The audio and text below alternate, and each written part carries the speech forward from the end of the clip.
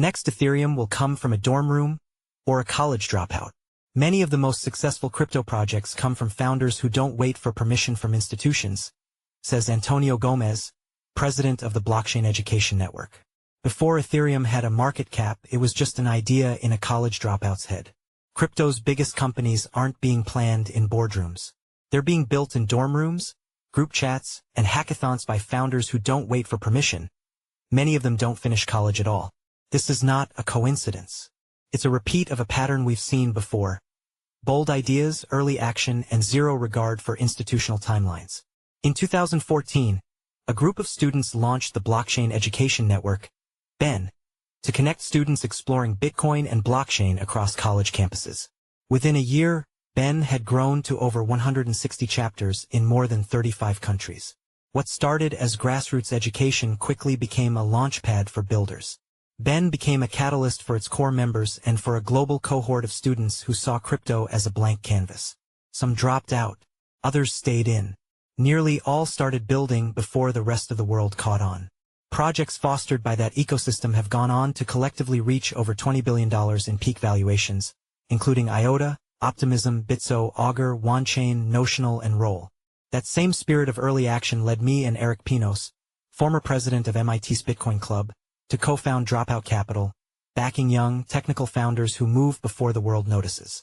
Eric Pinos will speak at Consensus 2025 on May 16th in a panel titled, The Talent Pipeline: How to Find a Job in Crypto. As Pinos puts it, over the past 7 years we've met with countless student founders, and at least half a dozen have become unicorns. We're excited to give others the opportunity to be a part of funding the next generation of blockchain innovation. This urgency isn't new. It's the same drive that shaped early tech giants. Steve Jobs, Apple; Steve Wozniak, Apple; Jack Dorsey, Twitter, Square; and Patrick and John Collison, Stripe, all left college behind to build companies that redefine their industries. Web3 founders are following the same path. Some of crypto's most influential founders started the same way. Vitalik Buterin dropped out of the University of Waterloo to launch Ethereum, peaked at $500 billion plus.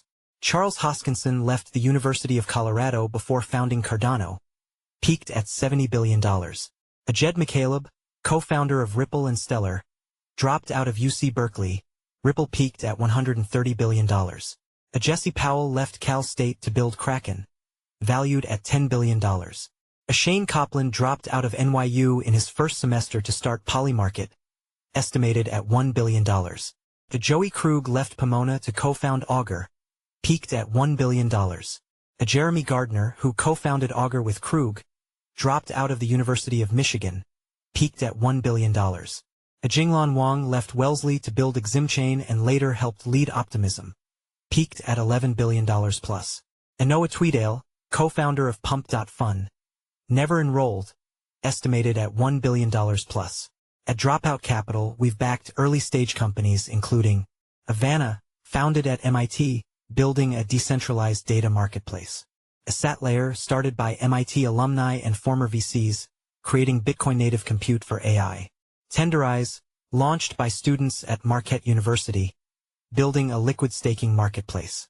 Algebra Finance, founded by a PhD in computer science with a background in mobile operating systems, rethinking on-chain prediction infrastructure. One place where these stories and the stories of the next generation are already being shared is Chain Stories, a podcast I host alongside Eric. Chain Stories takes listeners behind the scenes of some of the most successful projects in crypto, including Plume Network, Yes No Error, Algebra Finance, Virtuals.io, TON, Horizon Labs, and many others, breaking down how real companies are built from idea to launch, and helping founders and VCs understand the decisions, trade-offs, and risks that happen long before anyone notices. The future of crypto isn't being theorized at conferences or slow-walked through corporate committees. It's being built by people who move early, take risks, and start building before the world even realizes what's happening. And, if history is any guide, the companies that matter most won't be the ones that waited.